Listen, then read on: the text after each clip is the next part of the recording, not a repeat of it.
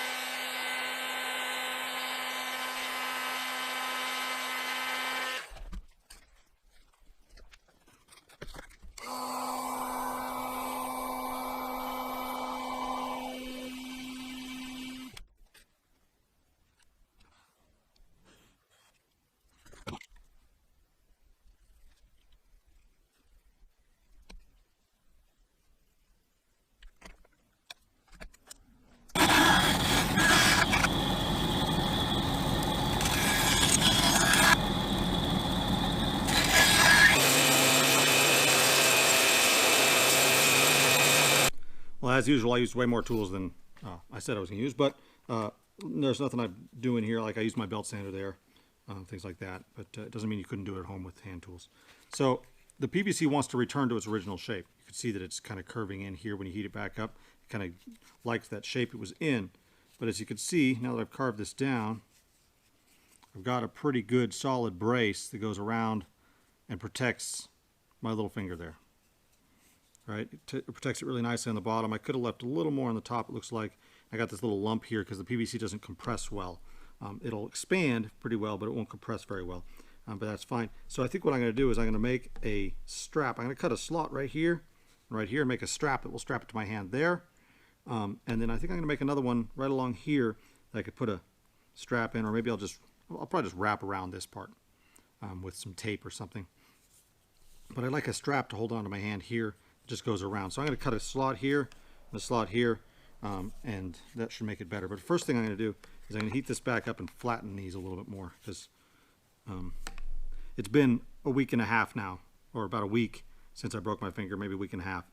And so I'm able to get it out of the holder. Obviously, I'm not a medical professional, and this is a do-at-your-own risk for sure procedure. So don't sue me. Do at your own risk, but it's a handy way to have a little brace here. And I'm just going to flatten that back out so I don't have that sharp edge digging into the top of my hand. But it's not too bad as it is. And you can see that the brace is taking shape nicely. It's got a little bit of exterior flex there, which gives me some room to put some padding under it if I want. But that's pretty good. So I'm going to, another thing that I didn't show was that it's handy to have a wet rag with you to cool it off. Once you get it shaped, cool it off real quick and it'll take the shape. You don't have to hold it so long. And I wrapped a sock around my hand there to give myself a little more, some heat protection. A glove on this hand, sock on this hand. You'll want some sort of heat protection on whatever you're forming this on, because this gets hot enough that it will burn you. Although you can pick it up and touch it quick, but for long-term skin contact, it'll burn you when it's full heat. So I'm going to see if I can straighten this little bump out here and straighten this out.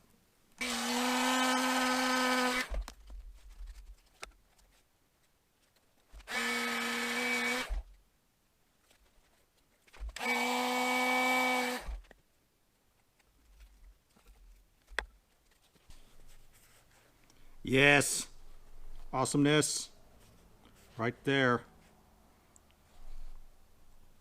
All right. Now,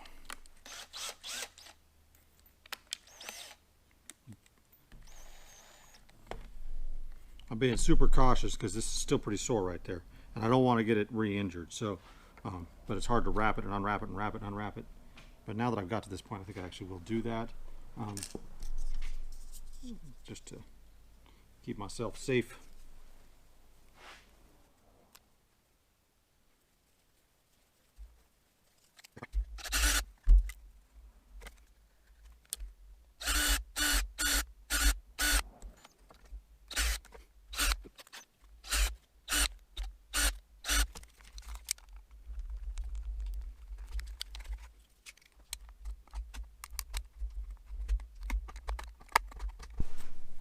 All right, we're moving right along here, and so I want to put some Velcro on this now. I've got this nice brown Velcro that I just happen to have. The nice thing is you could take a piece of this and then a piece of I'm going to use the fluffy side. I'm going to get about a 3-inch section of that side. I'm going to unwrap my hand again. The 5th time today, you know. Put it in my brace. Flint in there. And then I'm going to put this Velcro through like this. Oh, I want to go this side first. Fluffy side in. And then I'm going to go through here. Like that. And I get this about the right length. Cut it off. Alright, and then I'm going to put the sticky side onto there. Just bring it over the top. Oh, a little hard without having 2 hands. Bring it over the top there and Velcro it down. And that's the brace for that side. Nice. And then this side I just need to have, this is called Coban. I finally remember what it's called, this Coban wrap. And that'd probably be best, just take a strap of Coban and throw it around that. And that'll be the good way to go, because it'll give it a full coverage. And this Coban's a little bit elastic and it sticks to itself, which is really handy. There you go. I got a nice little brace for my hand now. It's got a good rigid protection.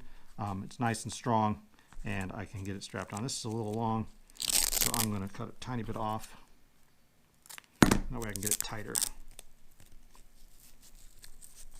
There we go. Nice. Now maybe I can keep from hurting my hand again. I hope you could see how that worked. And obviously, normally I don't make hand braces. It's the first one I've made, but it turned out quite well. As you could see, I'm pretty happy with that. And normally I make arms and you know, wrists and ankles and that sort of thing is pretty simple with this method. So you can just adapt this to whatever you're doing. kind of get it to shape. I didn't use my stencil very much. It was more like guidelines, really. But adapt it to shape. You can reheat the little spots that need to be reheated and move them individually, and make yourself some pretty sweet little supports for injured body parts. And like I said, I'm not a doctor, so do this at your own risk, but it's been working pretty well for me so far. I went a little above and beyond. I made myself a couple. I found this nice stretchy black fabric here in my mom's sewing shop, and I made a couple of kind of stretchy sock thingies for my fingers. So we're going to put this on here, and I'll show you what I got. So I made one that's smaller. It goes on the inside there. This goes in my hand right like that. It's a little bit easier if I had two hands. There we go. That one goes there, and then this one is going to stretch right over my fingers here. It's a little bit difficult to get on, but not too bad. I'm going to put that seam on the inside so it doesn't catch on stuff. And I can go back about making cool stuff, although some of you might think this is pretty cool. I think it's pretty cool. So